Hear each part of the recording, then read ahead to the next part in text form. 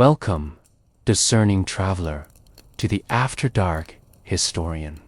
As the day's concerns begin to recede, and shadows lengthen into evening, we invite you to embark on a journey through the annals of the past. Tonight, our path leads us to an island nation shrouded in mists and ancient traditions. Feudal Japan. Imagine a society shaped by a warrior class, figures of legendary discipline and unwavering dedication, and allow the gentle currents of history to carry you. As we delve into the heart of feudal Japan, and perhaps uncover the true nature of the samurai's devotion and its unseen price. The samurai, with their gleaming armor and sharp blades, have long captured the imagination as symbols of courage and honor. Yet, beneath the polished surface of their formidable reputation lay a world of intricate obligations, profound personal sacrifices, and hidden anxieties. For these guardians of an era, the cost of loyalty was often a heavy burden, a silent weight carried with every step. Settle in. Imagine yourself, if you will, not as a casual observer, but as a young samurai, perhaps an aspiring warrior, living within a rural compound or a castle town in feudal Japan. Your life, from an early age, is utterly consumed by a rigorous path of discipline, physical conditioning, and mental fortitude. The air is often cool and crisp, carrying the scent of damp earth, burning charcoal from the cooking hearths, and the faint, metallic Thames of sword oil from the training grounds. The sounds are measured and deliberate. The soft rustle of your simple robes, the rhythmic exhalation of breath during meditation, and the distant, repetitive thud of wooden swords striking against each other. The ground beneath your straw sandals is hard-packed earth, worn smooth by countless footfalls. The sun, when it appears, can be unforgiving, beating down on your shoulders as you begin your physical drills. Shame, however, is presented as an ultimate catastrophe. Imagine the psychological weight of this doctrine, the constant pressure to uphold the honor of your family, your lord, and your class. Every action, every word, every gesture carries this implicit burden. A single misstep, a moment of cowardice, could bring indelible disgrace. Imagine the ache in your muscles, the sting of sweat in your eyes, as you repeat forms with the bakken, the wooden sword, endlessly. Your katana, the soul of the samurai, is always within reach, its presence a constant reminder of your role and your obligations. The flickering light of an oil lamp casts long shadows on the paper screens. Sleep, when it comes, is often a heavy oblivion, a brief respite from the physical demands and the psychological intensity of a life perpetually lived under the blade's shadow. This unwavering discipline, this constant training, this pervasive culture of honor and potential shame It was the often unseen reality of being a samurai in feudal Japan. The faint metallic scent of the blade might subtly linger in the air. The sounds here are sharp, the swift whistle of a blade cutting the air, the sharp crack of impact, and the focused grunts of exertion. Your body becomes a tool, honed and refined, pushed to its physical limits day after day. The very air around you seems to hum with an unspoken expectation of excellence, a constant demand for perfection.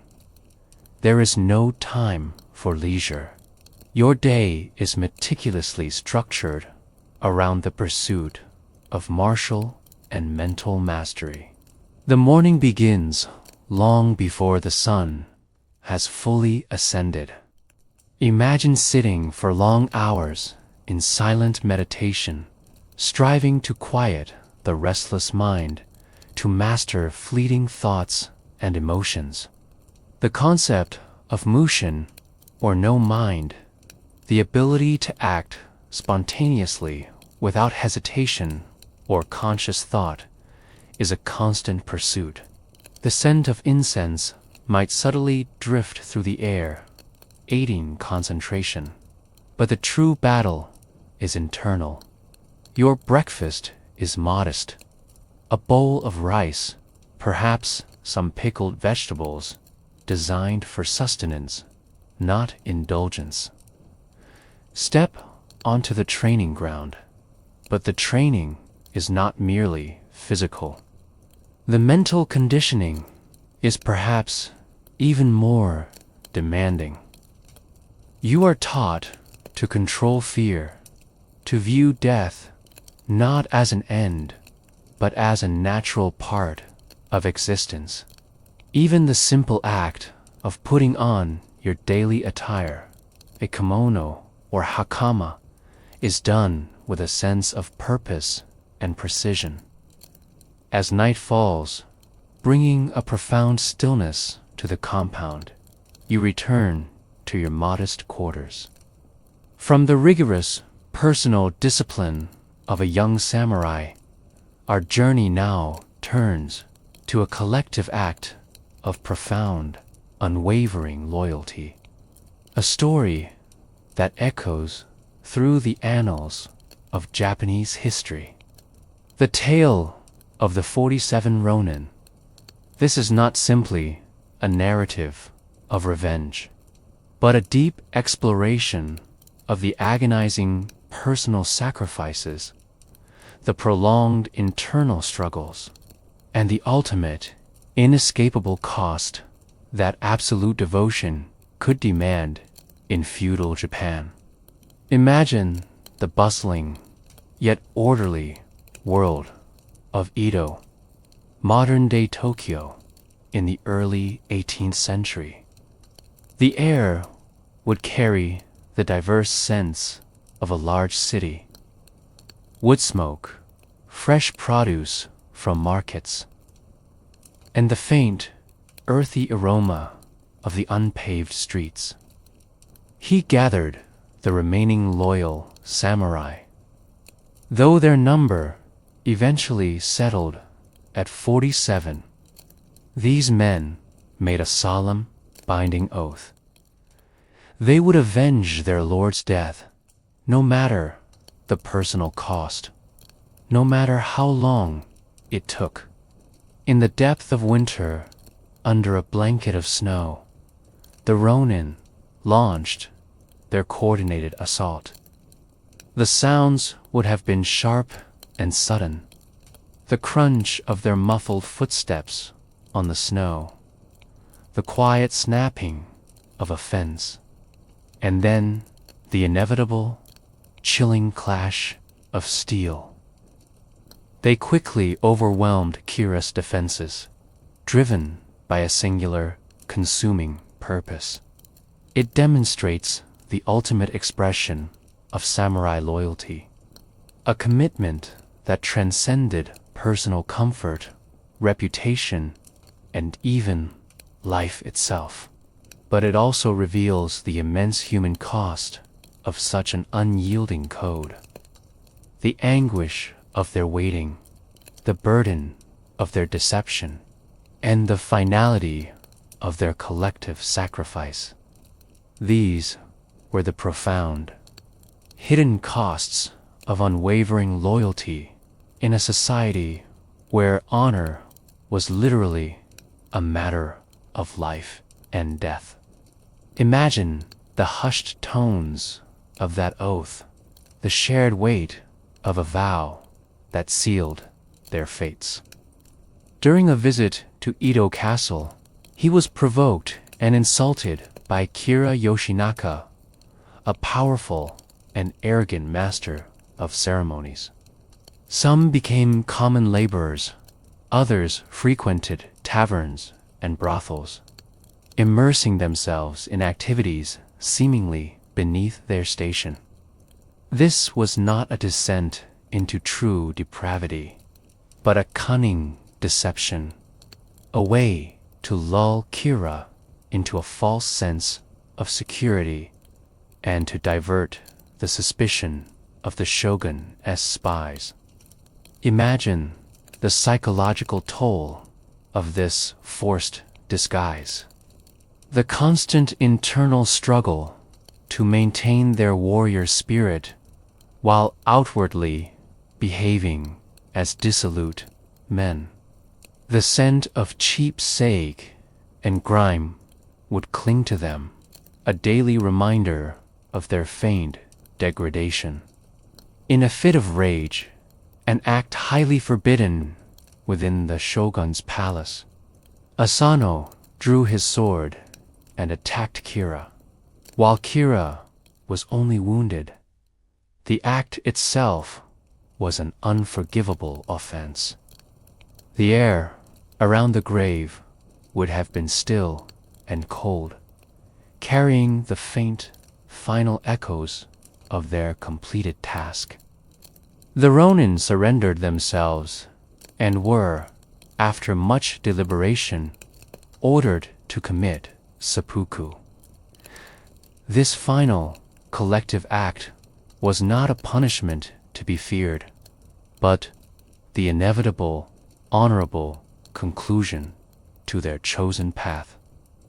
Imagine the quiet, dignified ceremony, the precise movements, the profound silence as each man faced his ultimate fate. Their revenge was complete, their lord avenged, their honor seemingly restored.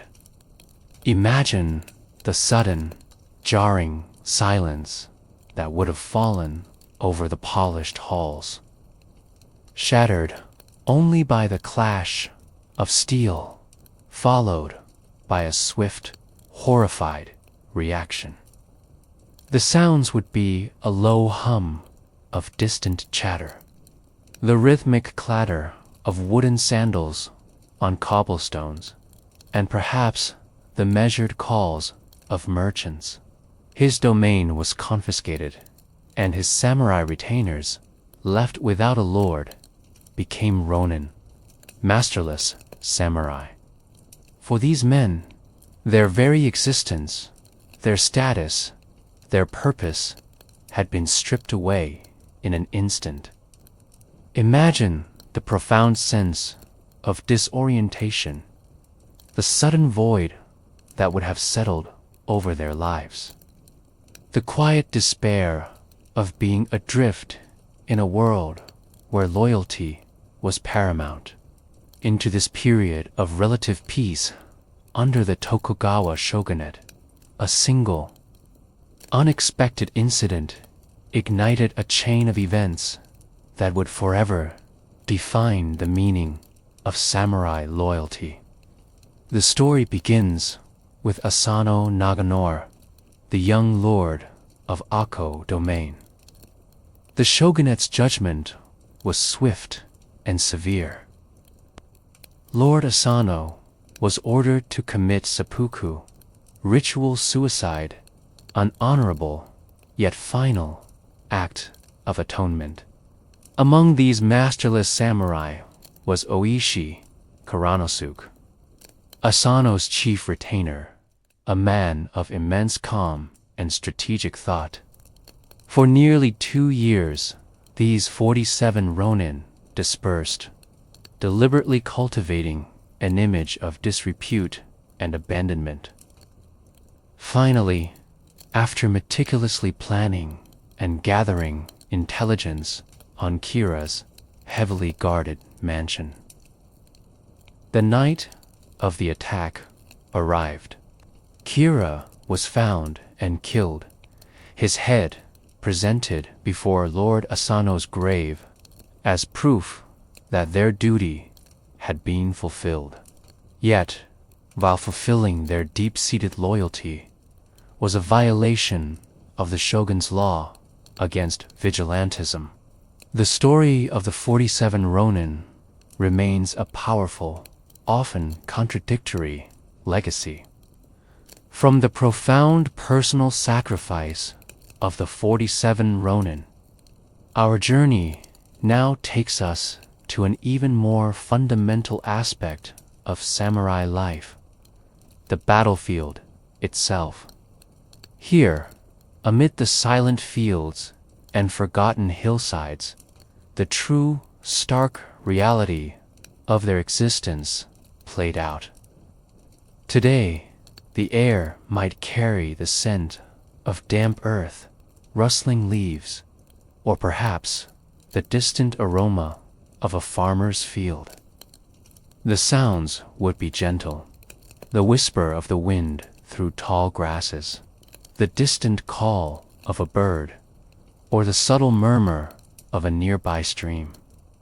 The weapons themselves, from the curved elegance of the katana to the piercing strength of the yari, imagine a samurai preparing for battle, not only sharpening his blade, but also sharpening his mind through meditation and prayer. Belief in the cycle of life and death, influenced by Buddhism, particularly Zen, provided a framework for confronting mortality. The scent of incense would have permeated the temples where warriors sought spiritual fortitude before marching to war. And the yumi were designed for efficiency and lethality. While formal tombs might hold the remains of high-ranking lords, common soldiers and fallen samurai might have been buried simply, often with their weapons or personal effects.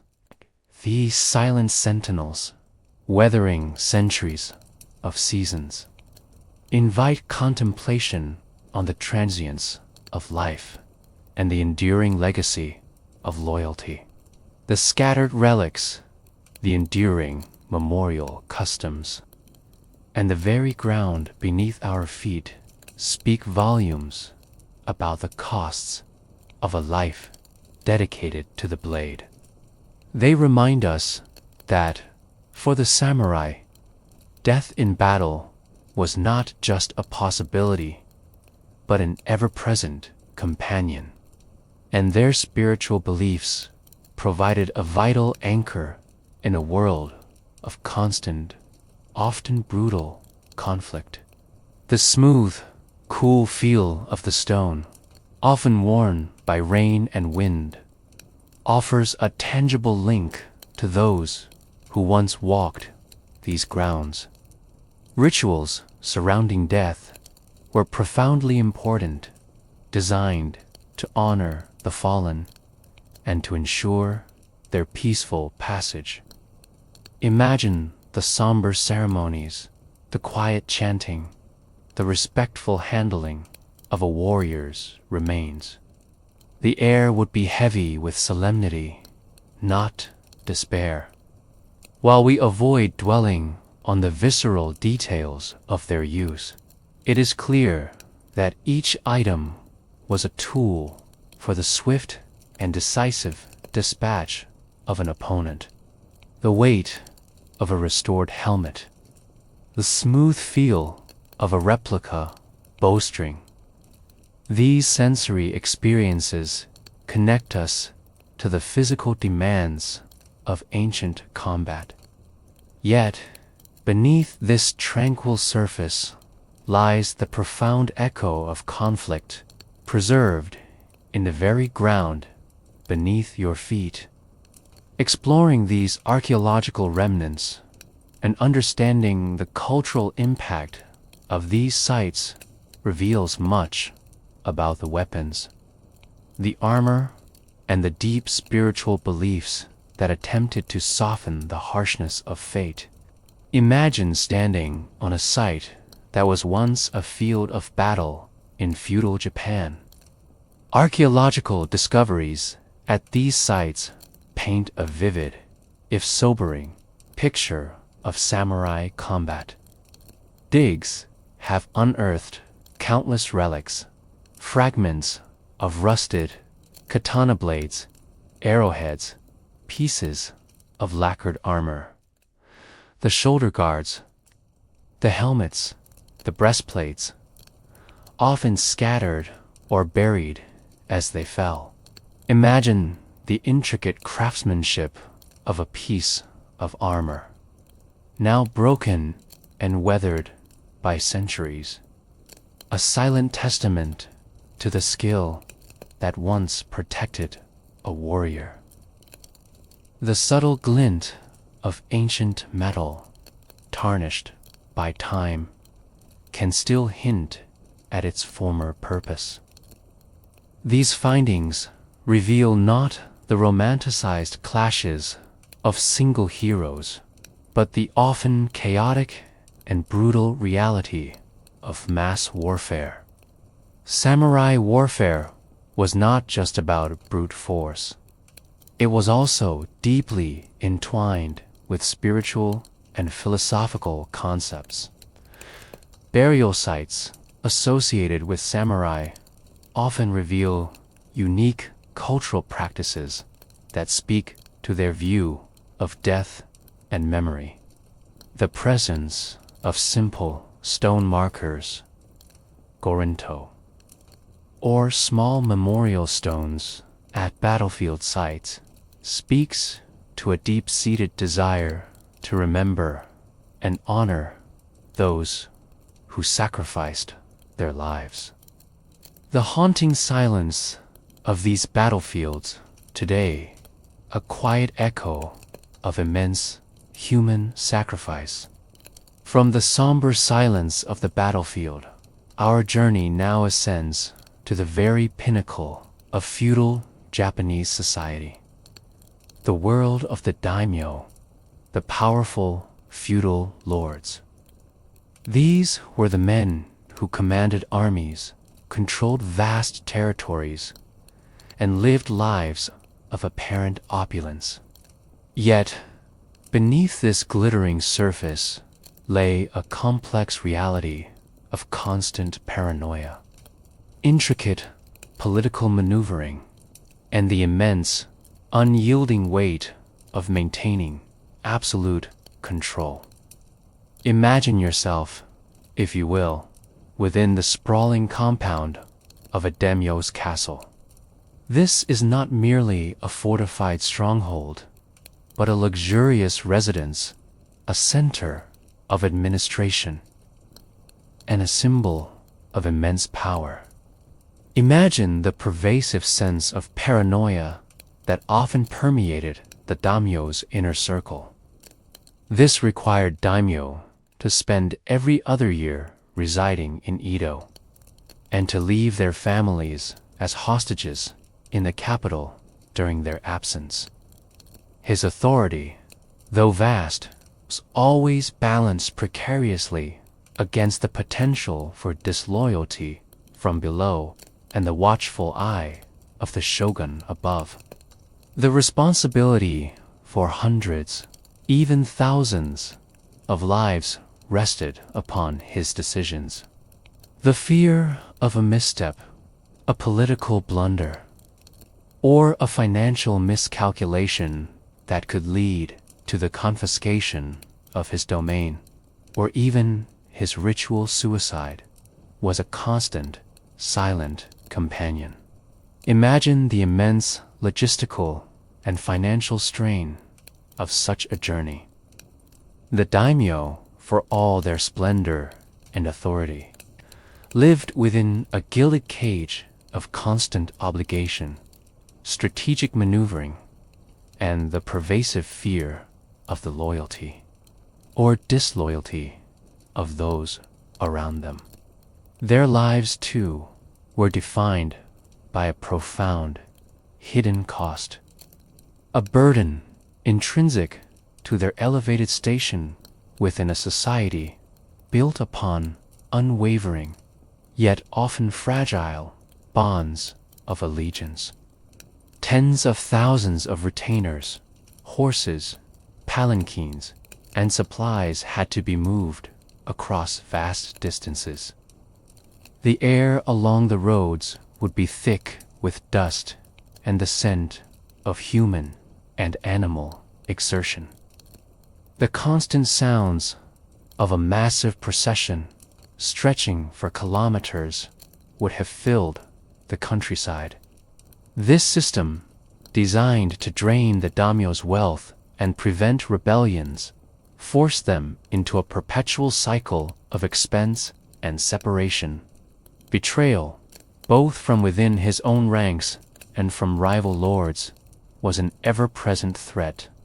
Every retainer, every vassal, every political alliance had to be carefully assessed for sincerity and potential hidden motives. The weight of suspicion, the constant need for vigilance against unseen enemies, could be a profoundly isolating burden. The sounds of the night, perhaps just the wind in the trees, could easily be interpreted as the approach of an assassin or a rival's spies.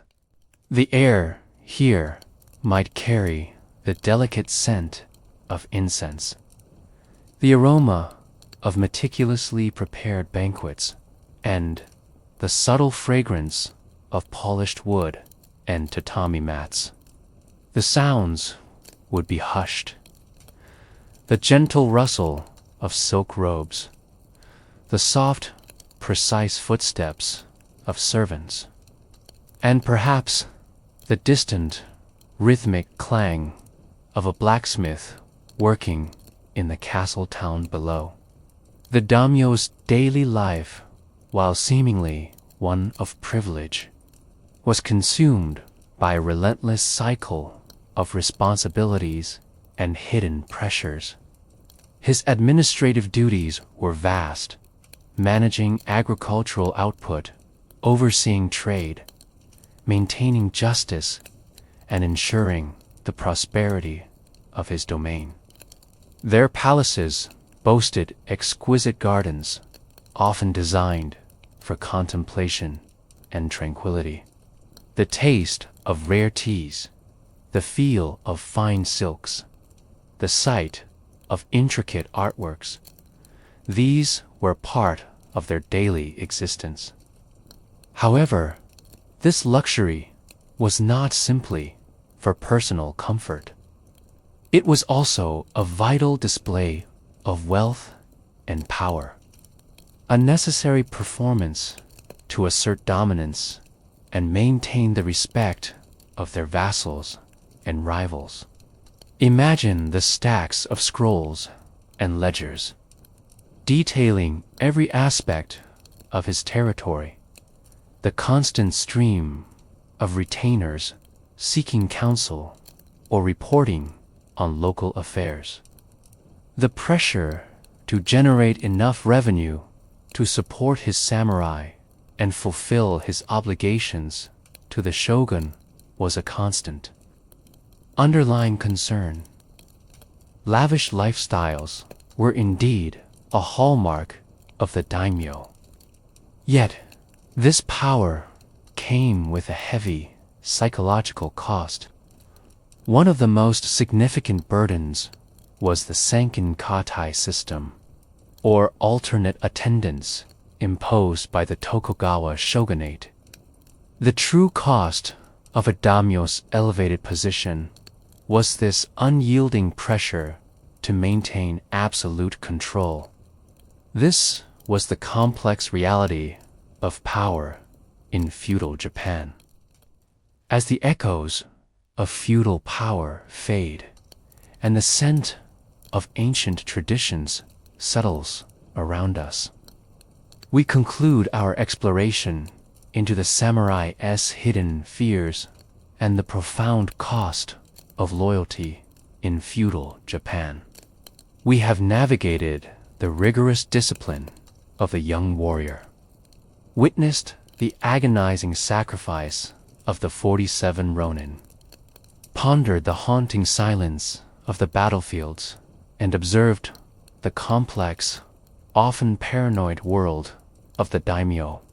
Feudal Japan was a society of intricate codes and demanding expectations, where honor was a living, breathing entity, and loyalty was both a guiding star and a heavy burden. For those who inhabited this world, from the lowest foot soldier to the highest lord, life was often a delicate balance between unwavering duty and profound personal sacrifice. May the gentle hum of history and the tranquil understanding of past human experiences now guide you into a peaceful and restorative rest. The samurai's hidden fears may have once weighed heavily on a nation, but tonight only tranquility remains. The romanticized image of the samurai, in reality, rested upon a foundation of relentless psychological pressure and the ever-present shadow of a swift, unforgiving fate. As the quiet reflection on this complex historical era settles, we leave behind the bustling castles and the silent training grounds. Our journey through the intricate world of feudal Japan has illuminated the profound complexities of samurai. Loyalty, from the rigorous personal discipline to the ultimate sacrifices made in the name of honor. We've seen how even the most revered positions carried immense, often unseen, psychological and physical costs. Now, let us gently shift our gaze across continents and centuries, leaving behind the serene yet demanding landscapes of ancient Japan. We will travel far to the west, to an empire equally vast and historically significant, but to a segment of its society whose lives were defined by a stark absence of freedom and an almost unimaginable daily burden. Settle deeper into the quiet as we prepare to move beyond the idealized image of Roman grandeur and delve into the often overlooked realities of bondage. We will uncover the true human cost of empire and perhaps understand precisely why you wouldn't want to live a single day as a Roman slave. Imagine a city of monumental architecture, intricate laws, and powerful legions. The image of Rome often conjures visions of toga-clad senators, glorious triumphs, and the philosophical pursuits of a golden age. Yet, beneath this veneer of splendor lay the profound and often brutal reality of a society built upon the forced labor of millions. For the vast population of Roman slaves, life was not a pursuit of glory, but a daily struggle for mere existence defined by an absolute absence of personal liberty. The air in your sleeping quarters shared with many others, would be thick with the scent of damp straw, unwashed bodies, and the faint, earthy aroma of the ground beneath. It is sustenance, not enjoyment, merely enough to fuel the arduous hours ahead. If you are a domestic slave, your day might be spent within the villa, an endless cycle of tasks. The scent of turned soil, of growing crops, of sweat would be pervasive. The sounds are of manual labor, the steady hack of a hoe against stubborn weeds, the splash of water in irrigation ditches, and the occasional sharp command of an overseer. Your body aches, your hands become calloused and rough, and the thirst is a constant companion. Imagine the feeling of cold, coarse cloth as you prepare your master's clothes, the rhythmic swish of a broom sweeping polished floors, or the steady, monotonous turning of a grinding stone as you process grain for the household's bread. Your body is a tool, your time entirely commanded. The constant supervision is a pervasive, quiet pressure. Imagine the subtle shifting of your gaze to avoid direct eye contact, the quick obedience to a spoken command, the instinctive suppression of any outward sign of fatigue or frustration, the fear of punishment, whether a harsh word, a physical blow, or the sale to a harsher master, hovers like a silent cloud. The air might be filled with the scent of cooking spices, or the dusty aroma of dried herbs. The evening meal is again simple, a repetition of the morning's sustenance. Sleep comes not as a luxury, but as a necessary surrender, a brief escape into unconsciousness before the inevitable return of the same monotonous demands. This constant, unyielding labor, this perpetual lack of personal agency, this ever-present fear of arbitrary power, these were the often overlooked realities of being a Roman slave. The sounds are ever present, the low murmur of household activity, the distant shouts of a supervisor, or the soft creak of a loom as you painstakingly weave fabric. Every action is observed, every movement expected. The sounds are hushed and immediate. The rustle of coarse tunics, the soft shuffle of bare feet on cold stone, and the quiet murmurs of individuals stirring into reluctant wakefulness. There is no lingering, no moment for personal reflection. The day's labor demands your immediate presence. Settle in and allow the gentle currents of history to carry you. As we delve beyond the familiar imagery of Roman might and perhaps uncover precisely why you wouldn't want to live a single day as a Roman slave. Imagine yourself, if you will, not as a citizen enjoying the baths, but as a humble Roman slave, residing perhaps in a cramped, dark corner of a large urban household, or within a sprawling rural villa. Your existence is not your own. It is dictated by the needs and whims of your owner, a constant rhythm of toil from dawn until dusk. The morning often begins while the world outside is still cloaked in pre-dawn darkness. and a lingering chill. Your breakfast, if it exists as a distinct meal, would be meager.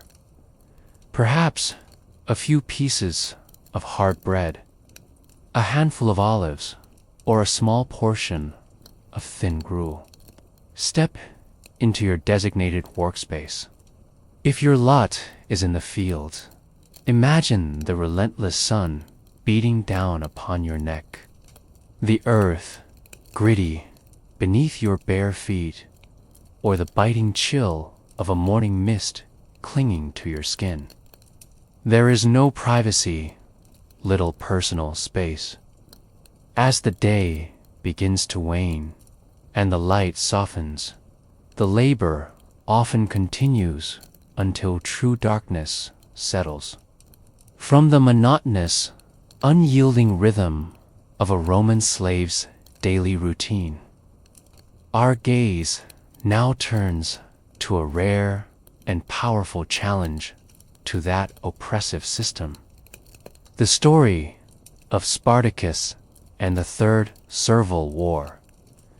The air would be heavy with the scent of vineyards and olive groves, but also with the sweat of forced labor.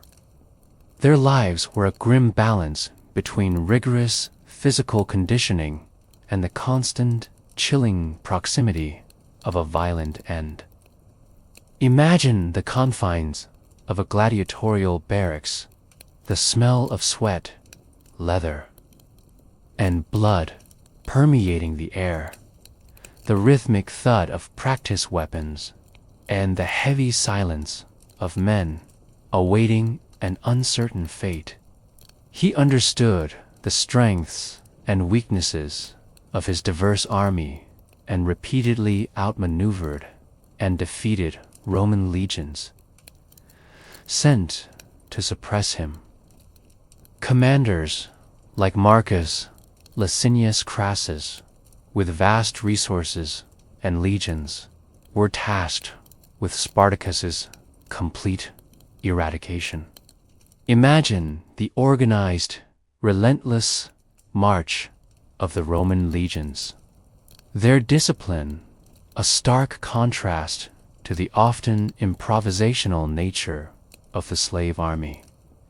The air would vibrate with the thunder of their synchronized steps, the metallic gleam of their armor a formidable sight. But for the vast majority involved, it was a terrifying demonstration of Rome's implacable determination to maintain its system of slavery, highlighting the immense human toll that defiance, even in the pursuit of freedom, could exact under the iron heel of the Roman Empire. His primary goal, it seems, was not to overthrow Rome itself, but to lead his followers to freedom, perhaps over the Alps or to Sicily. While we avoid the visceral details of the carnage, it was a profound testament to the slaves' desperate fight for their lives and their freedom. Thousands of captured slaves were crucified along the Appian Way, a horrifying public spectacle stretching 4 kilometers from Capua to Rome. Imagine the stark, silent row of crosses lining the ancient road, a grim monument to a rebellion crushed.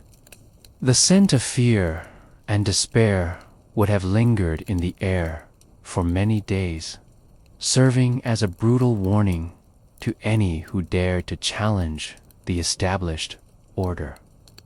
The outcome was tragically inevitable. Spartacus himself likely perished in the fighting. His body never recovered. Imagine the fleeting sense of triumph, the collective surge of hope with each victory, the sound of cheers echoing across the Italian countryside. Yet, the very size of his army, numbering tens of thousands, made his movements slow and his goals increasingly difficult to achieve. It was in one such school, in the town of Capua, that a Thracian gladiator named Spartacus, along with a small band of fellow gladiators, made a desperate bid for freedom. The sounds would be the clang of tools, the shouts of overseers, and the low, often despairing, murmurs of enslaved men and women.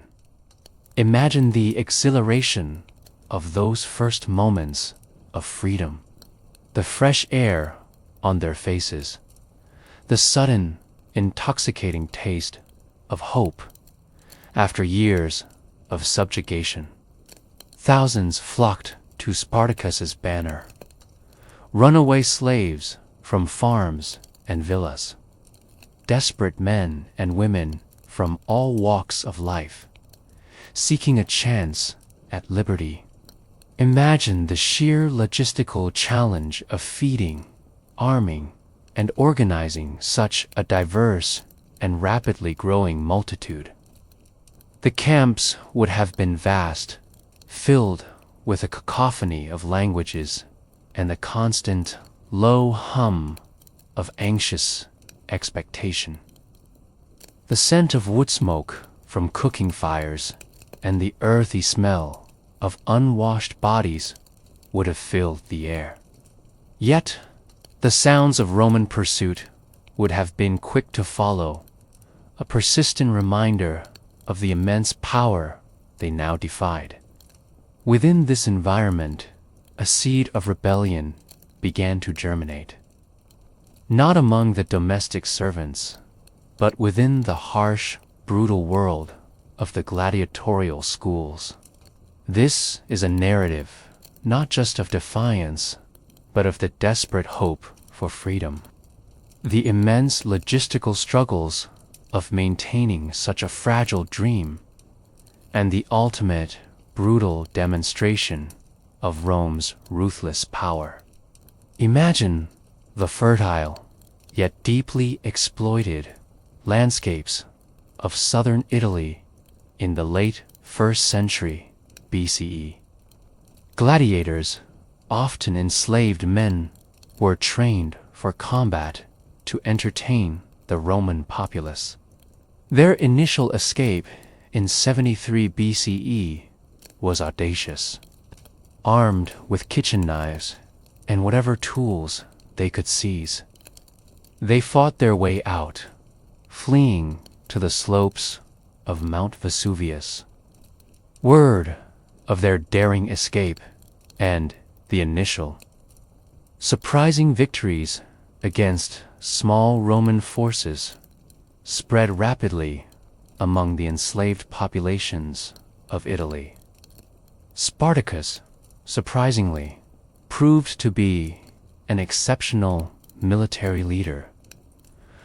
The Roman state, initially underestimating the threat, eventually unleashed the full, brutal might of its military machine. The final confrontation came in 71 BCE. Spartacus's forces, exhausted and cornered, faced the overwhelming might of Crassus's legions. The battle was fierce and desperate. The aftermath was a chilling display of Roman power. The uprising of Spartacus, though ultimately unsuccessful, remains a potent symbol of resistance against oppression. From the desperate bid for freedom by Spartacus, our journey now descends into one of the darkest corners of Roman slavery, the mines and quarries. Here, far from the bustling streets of Rome or the manicured gardens of villas, the raw, brutal reality of human exploitation was laid bare. Today, the air might carry the dry, dusty scent of ancient stone. Perhaps the faint aroma of wild herbs clinging to the rocks. The sounds would be minimal. The whisper of the wind through crevices, the distant chirping of insects, or the gentle echo of your own footsteps. Yet, in your mind's ear, you can almost perceive the phantom sounds of endless, grinding labor. Accidents, rock falls, tunnel collapses, suffocating dust were common occurrences. Disease, fueled by malnutrition, poor sanitation, and constant exhaustion, swept through the enslaved population. Imagine the profound fatigue that would settle into your bones, the burning in your lungs, the constant fear that each shift might be your last. The grim consequence was a relentless turnover of human life, replaced by new arrivals from far-flung conquests. Archaeological evidence from these sites offers a chilling, silent testimony to the harrowing conditions, the sheer scale of extraction. Discoveries of crude sleeping areas built entirely on this human suffering, though silent, speak with immense power about a hidden, brutal aspect of Roman society. They remind us that for many, Rome was not a place of civic pride or philosophical discourse, but a colossal machine that consumed human lives for its insatiable appetite for resources. The forgotten men and women who toiled in these dark, suffocating spaces endured the ultimate cost of an empire's ambition. Their brief, harrowing existence etched into the very rocks they were forced to break.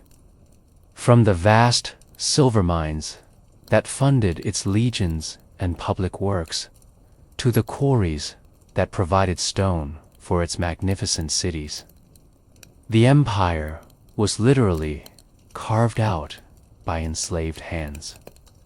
Imagine the silent tribute of countless tons of ore and rock, all representing the collective suffering of anonymous individuals whose lives were consumed by the demands of the Roman state. Perhaps just indentations in the rock, or basic pottery fragments for food and water, speak volumes about their minimal provisions. Imagine the utter lack of comfort, the cold stone serving as your bed, the meager portion of food that barely sustained you through another day of back-breaking work. The air in these living spaces would have been stale, heavy with the scent of unwashed bodies and desperation. Excavations have uncovered rudimentary tools, heavy hammers, chisels, and iron wedges, often worn smooth by countless blows. The air would be thick with dust, choking your lungs with every labored breath, casting dancing shadows on the rough-hewn walls, barely illuminating the narrow passages. The sounds would be an unrelenting symphony of labor, the rhythmic clink of pickaxes against stone, the dull thud of falling debris, the creak of wooden supports under immense pressure, and the muffled coughs of your fellow laborers. Imagine the feeling of these rough, unyielding tools in your hands, the repetitive impact against hard rock, hour after hour. The scent of pulverized stone, sharp and metallic, would have permeated every breath, and the profoundly limited lifespan of the enslaved laborers who toiled within them. Imagine standing at the entrance of an ancient Roman mine. Perhaps in the sun-baked landscapes of Roman Spain, or amidst the rugged terrain of Sardinia, or the desolate stretches of Egypt. What archaeological findings reveal are the stark realities of these subterranean prisons. The conditions within these mines were utterly dehumanizing. Imagine yourself deep underground, far from the sun's warmth. Life expectancy for those condemned to the mines was tragically short. Artifacts and inscriptions sometimes offer poignant glimpses into their forced communal living. The sheer scale of Rome's resource extraction was monumental. These archaeological echoes from the profound depths of human suffering within the mines. Our journey now ascends to a seemingly lighter, yet equally complex aspect of Roman servitude, the world of the elite slave. These individuals, often highly skilled or educated, served in the grand villas and bustling urban households of Rome's most powerful citizens. Their lives, while seemingly better, were still deeply constrained, bound by what one might call golden chains. They could be tutors, educating the children of the elite, their voices softly reciting Greek philosophy or Latin poetry. Others served as secretaries, meticulously managing their master's correspondence and accounts.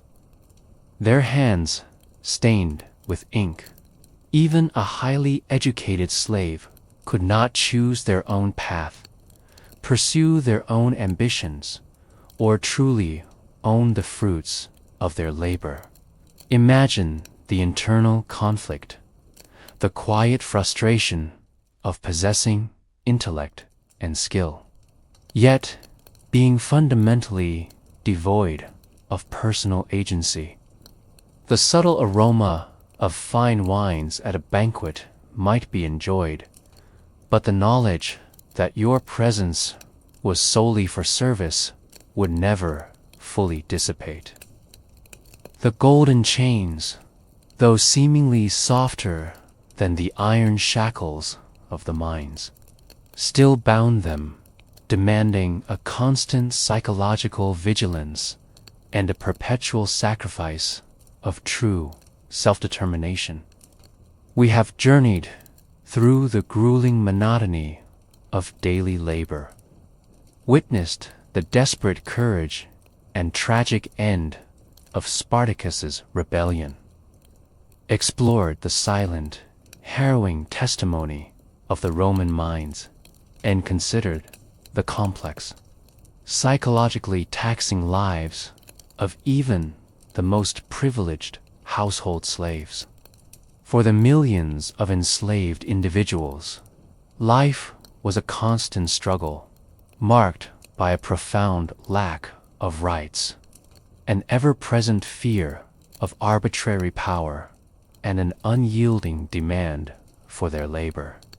The toga, a symbol of Roman citizenship, cast a long shadow over those who were denied its protection. Their stories remind us that the cost of freedom, even within the grand tapestry of Roman civilization, was often immeasurable. May the gentle hum of history and the tranquil understanding of past human endeavors now guide you into a peaceful and restorative rest. The unseen burdens of Roman slavery may have once weighed heavily on an empire, but tonight only tranquility remains. Some were doctors, tending to the ailments of the family, their knowledge a valuable asset. Some slaves were freed by their owner's will, often upon their death, as a reward for long and loyal service. They were not fully equal to free-born citizens, and the stigma of their past servitude could linger. Imagine the subtle glances, the unspoken judgments, the ongoing need to navigate a society that always remembered your origins. While a newfound sense of personal freedom would be exhilarating, the path forward remained fraught with its own challenges.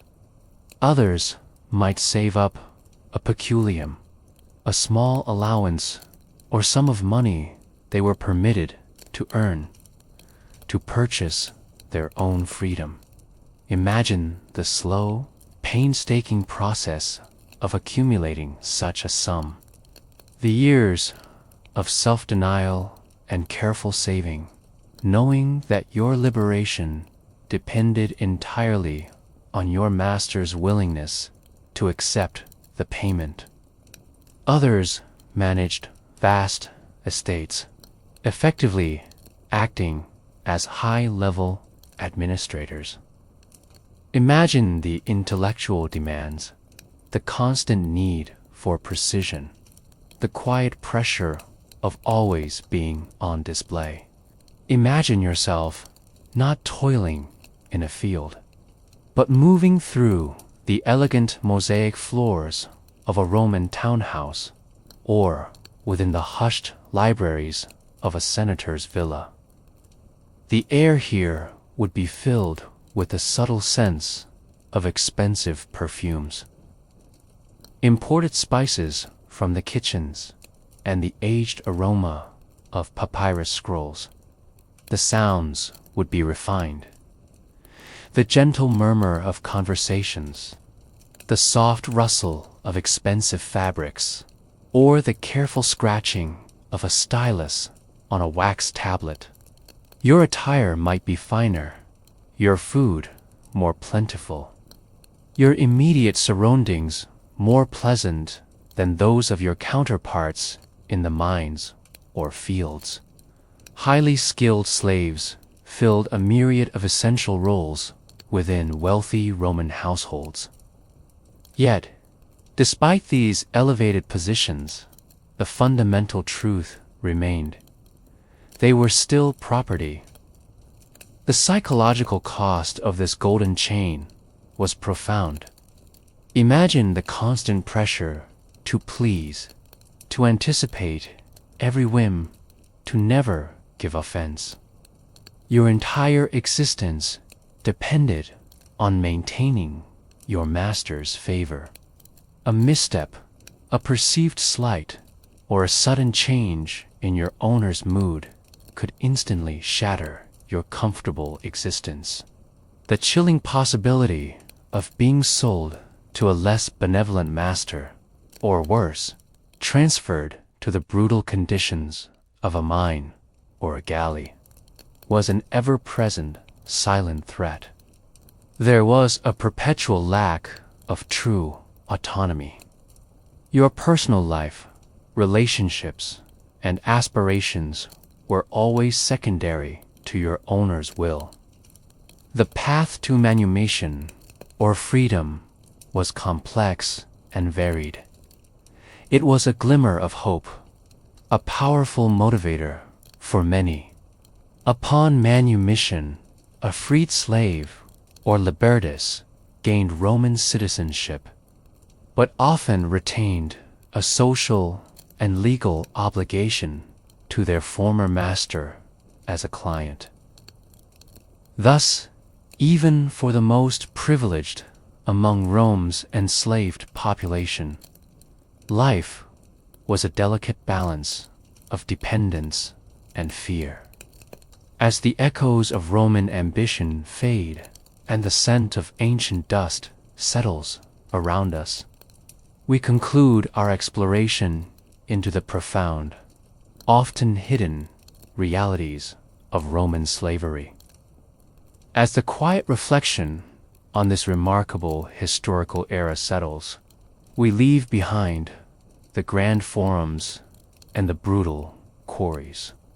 Our journey through the Roman world has illuminated the profound, often brutal, realities of life for those beneath the toga.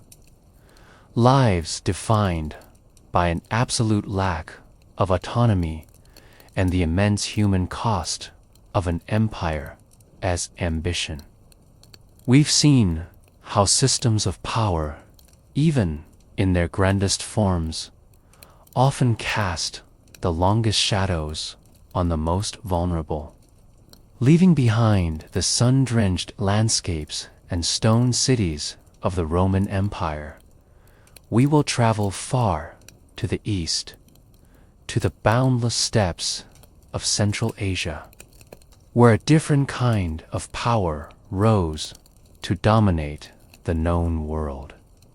We will uncover the surprising order that lay beneath the golden yoke, and perhaps understand what it truly meant to live within the largest contiguous empire the world has ever known. This was an empire often remembered for its terrifying speed and devastating conquests, a force that swept across continents like a storm.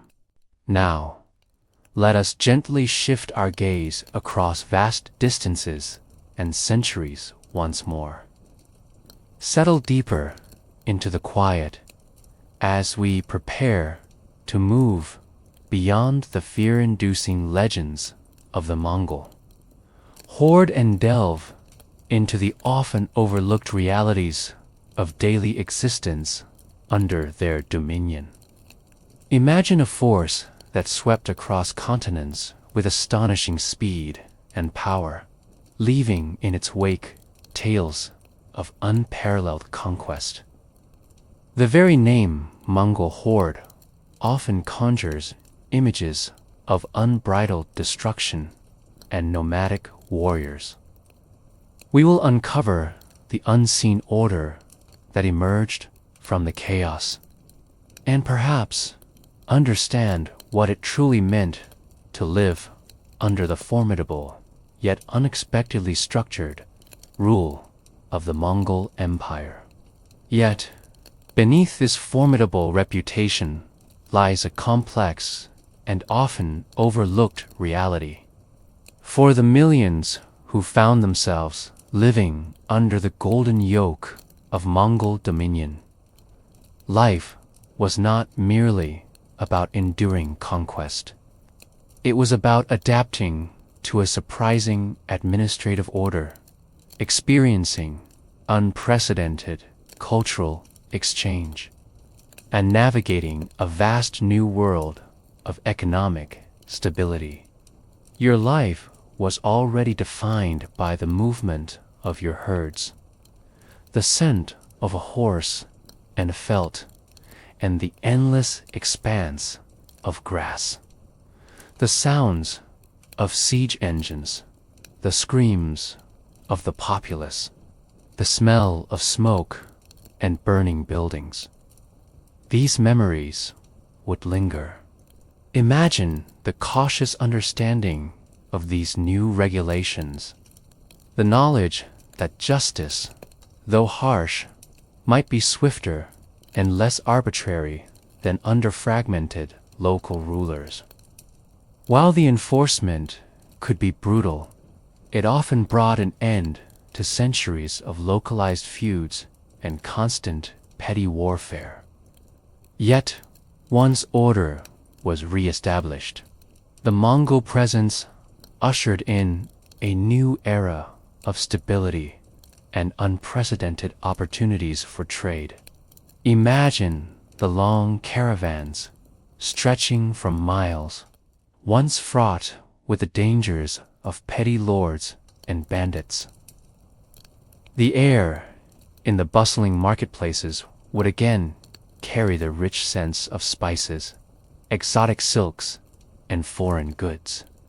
The sounds of merchants haggling in diverse languages would grow louder, a testament to renewed economic activity. The Mongols, themselves nomadic, understood this rhythm implicitly. Their yasa, their codified law, often respected traditional nomadic customs, but it also imposed a new overarching framework. Imagine the feeling of traversing your ancestral lands, now part of an immense, centrally governed territory. The opportunities for your herds to graze might expand, as rivalries between smaller tribes were suppressed by the unified Mongol authority. Settle in and allow the gentle currents of history to carry you as we delve beyond the thunder of hooves and the clash of swords. The scent of damp soil and growing crops would fill the air as you tended your fields. However, the ownership of your land and the fruits of your labor were now dictated by new masters. The changes were profound, demanding a shift in mindset from fear to a cautious acceptance of new demands, but also, for many, offering unexpected avenues for connection and opportunity across a newly unified world. The demands of tribute, whether in grain, livestock, or a portion of your harvest, became a fixed, undeniable part of your existence. Imagine the arrival of Mongol tax collectors, perhaps less familiar with the nuances of local agriculture, but undeniably efficient in their collection. The sounds of their horses, the guttural tones of their language, would have served as a constant reminder of the shift in power. Imagine yourself, if you will, as a person living in the vast territories that fell under the shadow and then the dominion of the Mongol Empire. Your life, your land, and your future were irrevocably altered by the arrival of these swift, mounted warriors from the steppes. Whether you were a settled farmer in the fertile plains of China, a nomadic herder in Central Asia, or an urban merchant in Persia, the impact of Mongol rule reshaped your daily routine in profound, sometimes unexpected ways. Consider first the initial shock, the pervasive fear that would have spread with the news of the approaching Mongol armies. The air would be thick with apprehension, the sounds of distant rumors carrying more weight than any direct threat. But once the conquest was complete, a new, often unsettling, order began to emerge. The very rhythm of daily life shifted from one of panicked uncertainty to a cautious adaptation under a new authority. If you were a sedentary farmer, perhaps tilling the rich earth in a conquered region of China, your days might still begin with the quiet rituals of dawn. For a nomadic herder on the vast plains, the changes might have seemed less abrupt, yet equally significant. For an urban merchant, perhaps in a bustling city along the ancient Silk Road, the initial period of conquest might have brought terror and destruction. The yasa, the Mongol code of law, was applied across their vast domains, offering a degree of consistency previously unknown. Thus, daily life under Mongol rule, while founded on a basis of initial submission, quickly adapted to a new kind of order.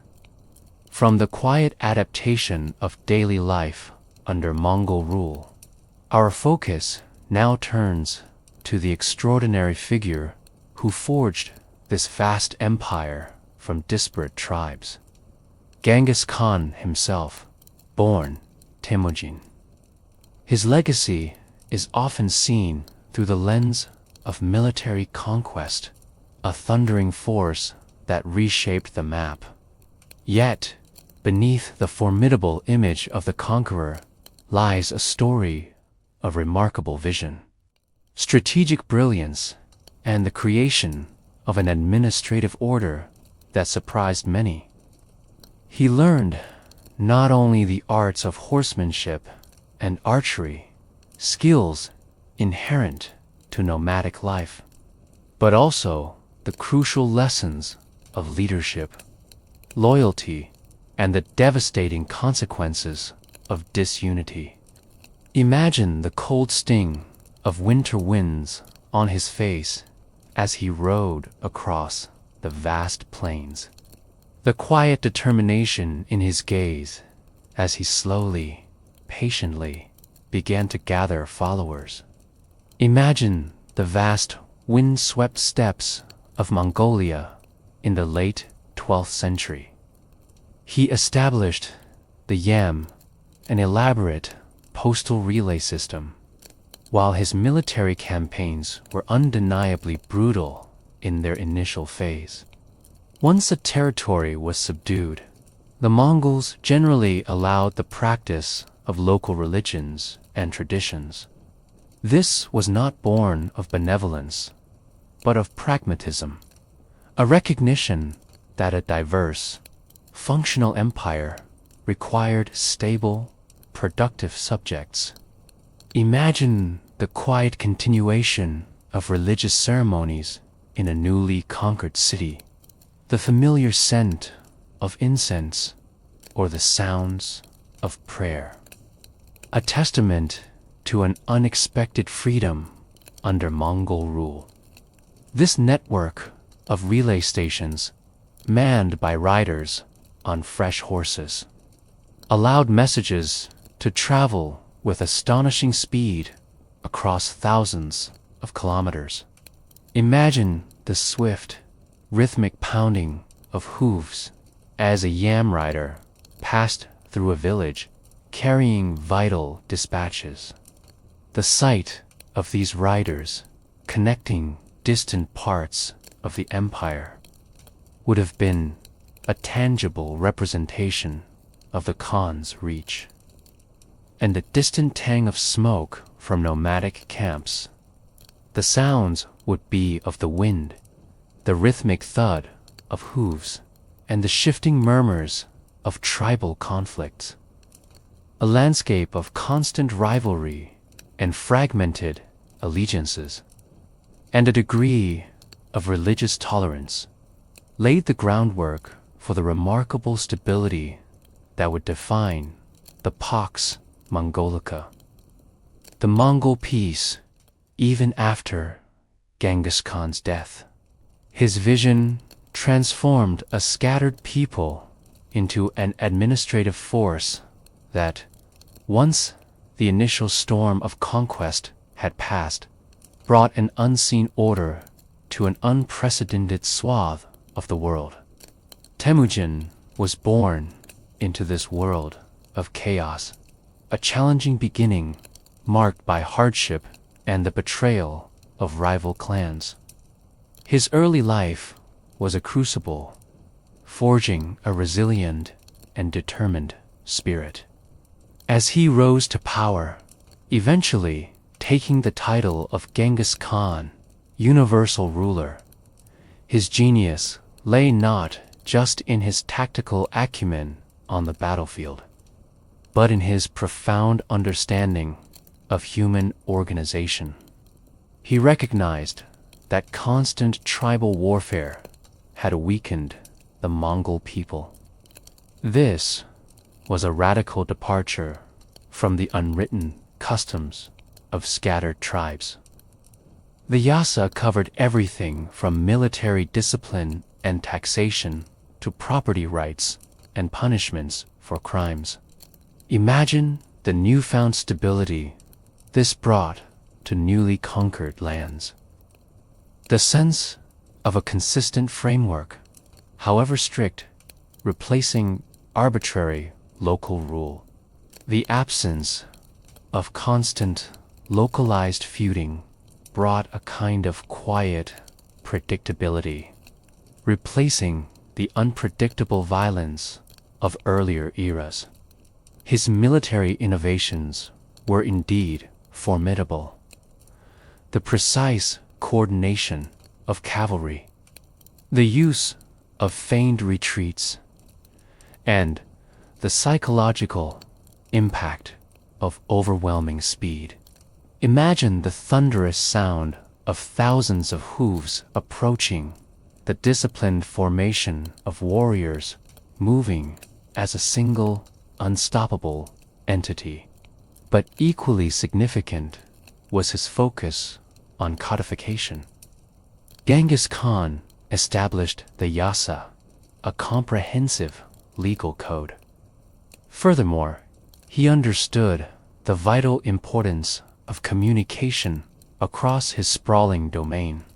Perhaps most surprising for a conqueror of his reputation was his policy of religious and cultural tolerance. These foundational elements, a unified military, a consistent legal code, a rapid communication system, from the strategic brilliance of Genghis Khan, who laid the foundations of this vast empire, our gaze now turns to the tangible evidence of the Mongol order. The silent cities that once pulsed with life and the revitalized trade routes that crisscrossed the continent under their protection. Today, the air might carry the scent of dry grass and the distant cries of nomadic animals. The sounds would be of the vast emptiness of the steppe, perhaps the whisper of the wind echoing across the forgotten foundations. Yet, in your mind's eye, you can almost perceive the bustling activity that once filled this city. A testament to the Mongol desire for a settled administrative center. Imagine the rhythmic clack of camel hooves on dusty trails, the creak of laden wagons. Imagine a Chinese physician sharing his knowledge of acupuncture with a Persian doctor, or a European friar engaging in theological debate with a Buddhist monk in Karakoram. The exchange was not just of goods, but of profound ideas: mathematics, astronomy, cartography, papermaking, printing techniques, and even gunpowder technology flowed across the continent. The quiet murmur of intellectual discourse, the delicate scent of ink on new paper, would have filled these centers of exchange. And the diverse languages spoken by merchants from across Eurasia, all moving with a new sense of security. The air along these revitalized routes would carry the rich sense of spices from the east, luxurious silks, and the earthy aroma of trade goods. They reveal a remarkable era where, beneath the formidable golden yoke, ideas and goods traveled with unprecedented freedom, forging connections that would subtly, yet profoundly, shape the future of the world.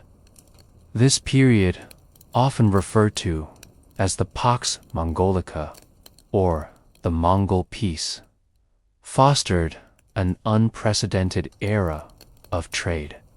These were not merely military encampments, but nascent cities designed to govern a vast empire. While the Mongols themselves retained their nomadic ways, they drew upon the administrative talents of their conquered peoples. Chinese bureaucrats, Persian scholars, and European craftsmen found places within the imperial structure, contributing to its stability and growth. Imagine the visual tapestry of different cultures coexisting, their distinct architectural styles, their varied clothing, all under the overarching framework of Mongol rule. Discoveries include remnants of diverse temples, Buddhist, Christian, and Muslim, standing in close proximity, reflecting the Mongol policy of religious tolerance. Imagine the varied sense of different incenses and the subtle sounds of distinct prayers blending together in the city air, and cultural exchange revealing a surprising cross-pollination of ideas, ecologies, and goods that occurred beneath the fearsome reputation. Imagine standing on the desolate plains of modern-day Mongolia, amidst the subtle earthen mounds and foundations that mark the site of Karakoram, the Mongol Empire's first grand capital. Archaeological digs at sites like Karakoram and Sarai, the capital of the Golden Horde along the Volga River, reveal remarkable insights into Mongol urban development. The true marvel of the Pax Mongolica, however, was its profound impact on trade. The Mongol Empire, by bringing vast territories under a single authority, effectively guaranteed safe passage along the ancient Silk Roads. This was a concept almost unimaginable in earlier, fragmented eras.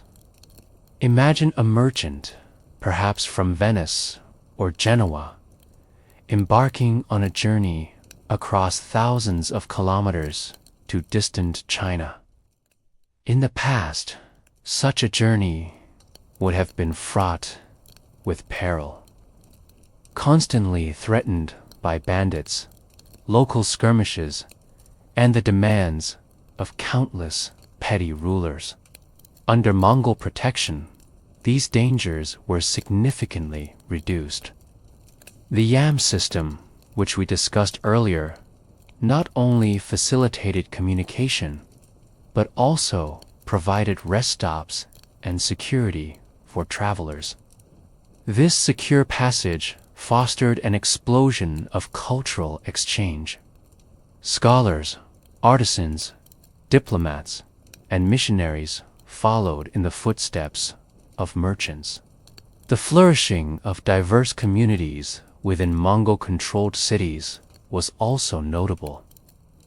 The archaeological remnants of these silent cities and the very pathways of the Golden Route offer a tangible testament to a period often overshadowed by the initial ferocity of conquest.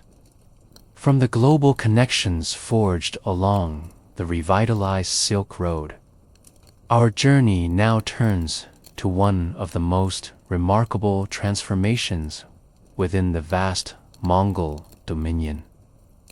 This successor state of the Mongol Empire offers a compelling example of how, once the initial storm of conquest had passed, Mongol leaders, though still absolute in their power, could foster an environment of profound intellectual and artistic growth. The air might be filled with the rich scent of spices, the sweet aroma of baking bread, and the subtle fragrance of blooming gardens. Imagine stepping into a bustling scriptorium, where scribes meticulously copied manuscripts and master artists crafted exquisite miniature paintings. The Moraga Observatory, for instance, established by the Ilkhanate ruler Hulagu Khan, became a leading center for astronomical research. Grand mosques, madrasas, and even mausoleums were constructed, often showcasing intricate tilework and soaring domes. While the elite enjoyed patronage and intellectual pursuits, the vast bureaucracy required to maintain such a centralized empire imposed heavy tax burdens on the populace. Imagine the daily grind of meeting these demands, the constant calculation of what was owed. The weight of a system that extracted resources to sustain both the imperial center and its grand projects. The fear of tax collectors, though perhaps less immediate than the fear of a conquering army, was a persistent underlying pressure for those who found themselves living under its dominion. Life was a nuanced experience, one of initial submission, followed by adaptation to a new stability, and often an unexpected opening to a wider world of trade and knowledge. May the gentle hum of history and the tranquil understanding of past human endeavors now guide you into a peaceful and restorative rest. The unseen order of the Mongol horde may have once governed vast lands, but tonight only tranquility remains. The golden yoke, while undeniably a symbol of authority, also facilitated a peace that connected continents and fostered an exchange of ideas that quietly shaped the course of human history. Imagine the cool feel of the stone beneath your hand as you walk through a courtyard. The visual richness of colorful, glazed tiles adorning a mosque's portal, a testament to a settled, powerful reign. Imagine the towering structures of the observatory, the glint of polished brass instruments beneath the night sky, and the hushed conversations of scholars from across the empire, meticulously charting the movements of celestial bodies. While the Mongols generally favored stability, the occasional brutal repression of dissent served as a stark reminder of their ultimate authority. Yet, this prosperity was not without its price, exacted through heavy taxation and the constant underlying pressure of maintaining a vast centralized bureaucracy. It reveals the complex, often contradictory, nature of an empire that was both destructive in its arrival and surprisingly generative in its rule. As the echoes of the golden yoke fade and the scent of ancient wisdom settles around us, we conclude our exploration into the Mongol horde's unseen order. We have journeyed across the vast steppe to understand life under their initial rule, delved into the profound legacy of Genghis Khan, traced the incredible flow of ideas along the Pax Mongolica, and witnessed the remarkable cultural flourishing of the Ilkhanate. Imagine the sudden, chilling silence that would fall over a market square if news of a rebellion crushed, or a dissenting village punished, reached its inhabitants. This firm hand, while bringing a kind of peace, also carried the implicit threat of devastating consequences for disobedience.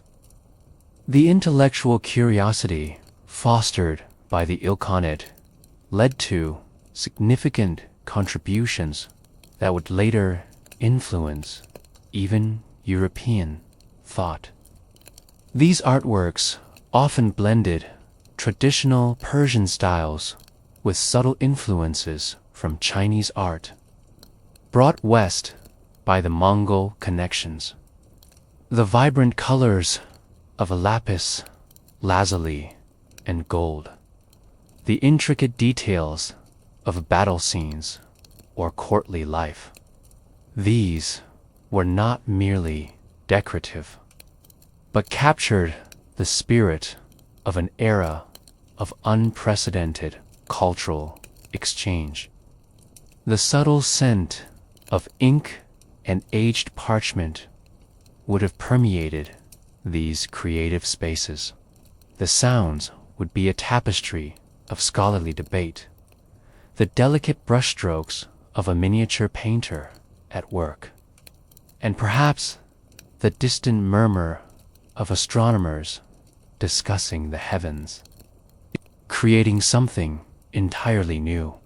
Imagine yourself in a city like Tabriz or Maraga in 13th or 14th century Persia under Ilkhanate rule. The Mongol rulers of the Ilkhanate, once settled, became patrons of an extraordinary cultural flourishing. Science, particularly astronomy and medicine, saw remarkable advancements. Architecture also bore the mark of Mongol patronage, blending indigenous Persian styles with new concepts. However, this cultural bloom came with its own set of nuanced costs, particularly for the common people. There was also the delicate balance required to maintain control over such a diverse and vast domain. The Ilkhanate, therefore, stands as a powerful example of the Golden Yoke, a period where the formidable power of the Mongols, once settled, facilitated extraordinary cultural and scientific progress. The Mongol Empire, for all its formidable reputation, was a complex tapestry woven from immense power, strategic ingenuity, and a surprising capacity for administrative order and cultural integration. As the quiet reflection on this remarkable historical era settles, we leave behind the echoing steppes and the vibrant silk roads.